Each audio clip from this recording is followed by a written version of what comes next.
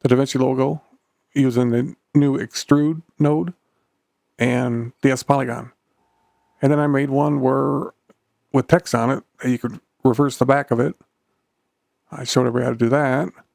And I've been still playing around with this extrude stuff, and I came up with a new one here today. So I figured I would put it out there. I just have a PNG picture, transparent, of my logo. I already got a background under it, save some time. I'm at a 30 frame per second frame rate and a 5-second clip on there.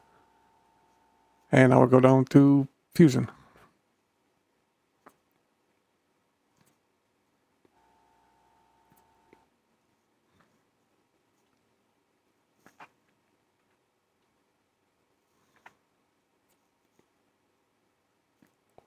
Put your media in viewer 1.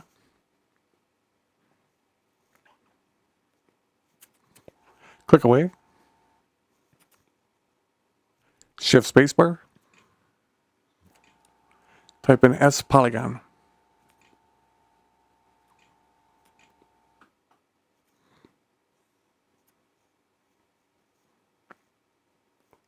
Now you'll have a masking tool.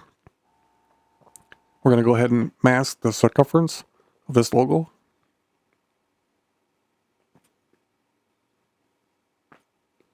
Most of you probably already know, but I'll mention it anyways. If you hold down the control button, you can manage these handles much better. Only one will turn at a time, not both.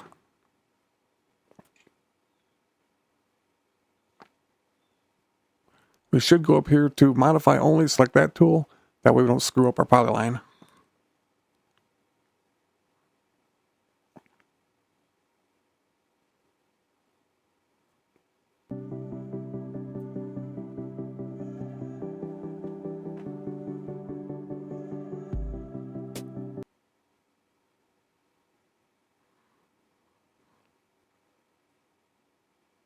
And the fifth icon where it says done, that locks it.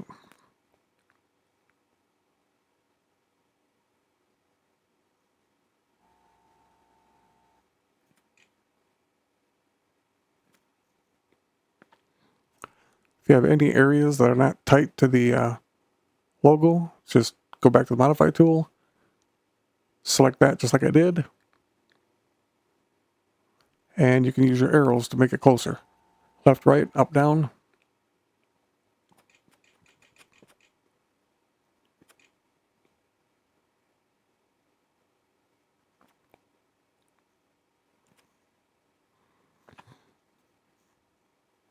Okay, that looks good.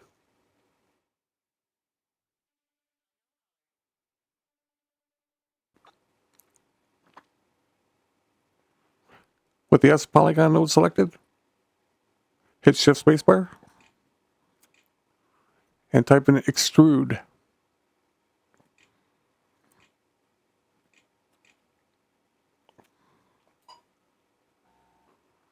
And with the extrude node selected, select merge off the toolbar, camera, and 3D render.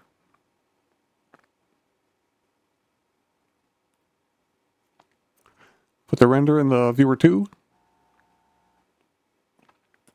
merge in viewer 1, select the camera. In the inspector, under transform, translation, Z-axis, you'll see it camera moving back in the viewer 1. We're going to bring it back till we get the size we want in viewer 2.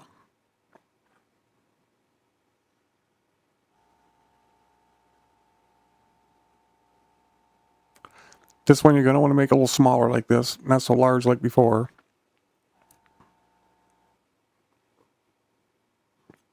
And then go to the merge and we'll add a light. Shift spacebar and type in directional. Directional light is what we want. Now select that node.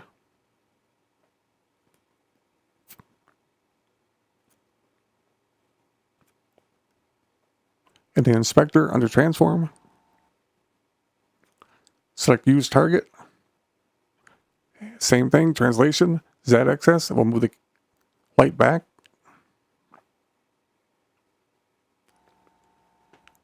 These lights and camera and stuff have these little handles. I find them very intuitive and much easier to move this stuff around than the dials in the inspector.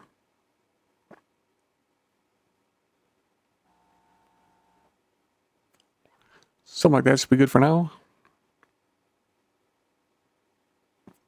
Go back to the camera node. We have to select use target. That way everything points directly at our project we're making here. Click away right about here. Select an image plane.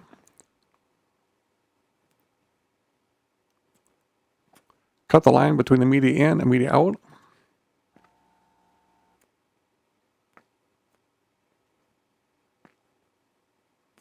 Move the media in, up, and tie it into the image plane.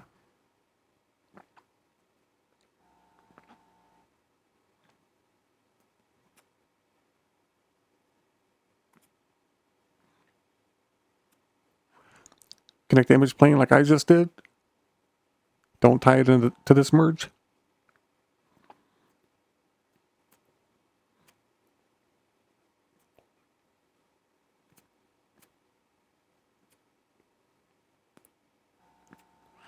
Now looking in viewer 2, you'll see it's almost to the face.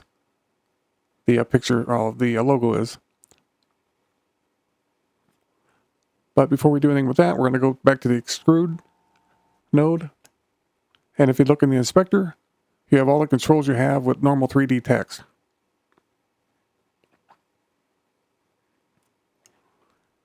I'm going to set the excursion to 0.4.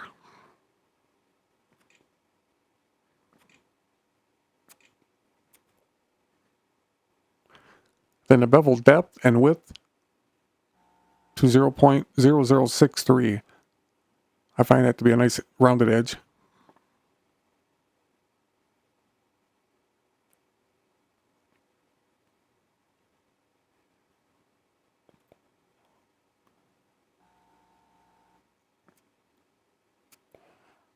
Okay, select the image plane node.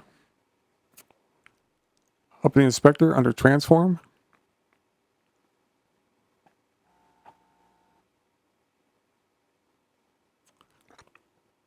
Under translation, Z-axis. Want to move your logo out to the face. If you want to move it in single increments, hold the Alt key down and you have much more control.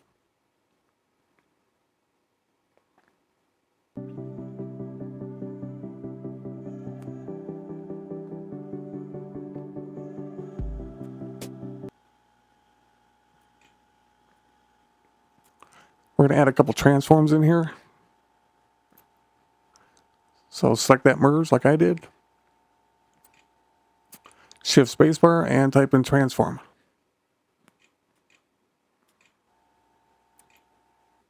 Transform 3D is the one we want.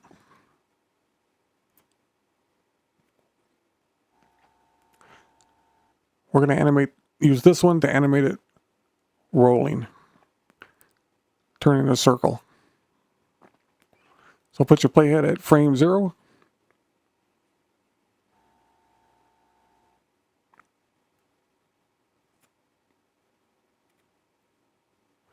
Under rotation, Z-axis, set a keyframe.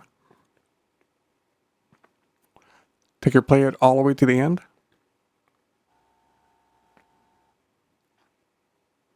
Then rotate it to 360.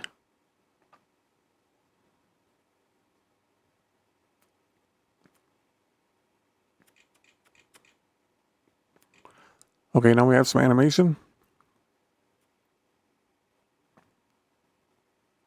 Now with that transform node still selected, go to Shift Spacebar.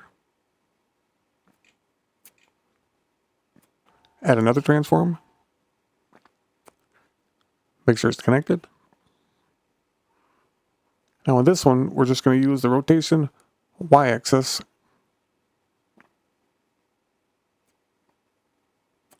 And we're going to turn it so you can see the side of the logo. Somewhere around 19 or 20. We can always readjust it later. Now we want to add some color to it, so go back to the extrude node. In the inspector under materials, you'll see where it says override diffuse color. Check that. Now you'll have a color box pop up. Pick your color.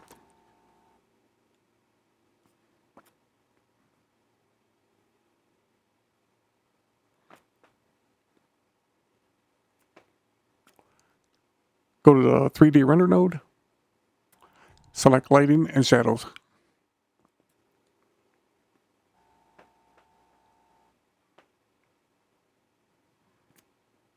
Let's add another light to the scene, an ambient light. So select this node here.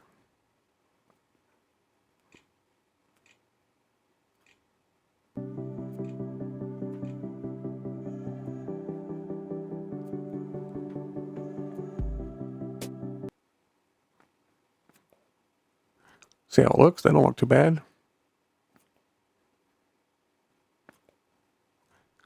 With the ambient light, if you add too much, it will discolor the color of whatever you put on there. It just will not look correct.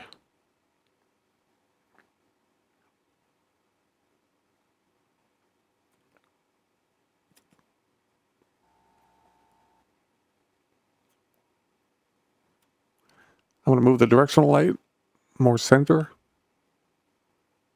So select that node.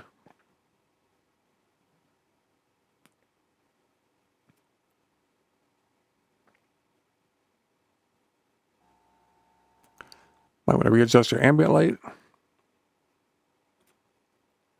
Okay, I like what I see now. Now we'll animate the rest of it up here. Make sure your playhead is at frame 0.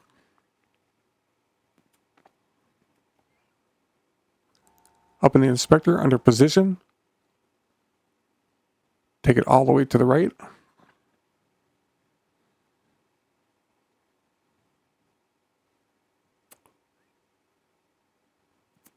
Let's set a keyframe on the position. Bring your playhead to the end, but make sure you are on the last frame. I'll do that by one click with the arrow. Go back up to position in the inspector and bring it back out to the middle.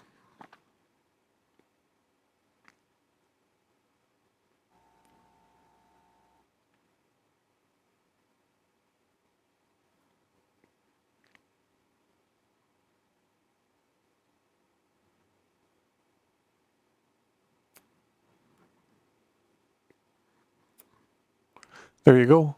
Thanks for watching. See you on the next one.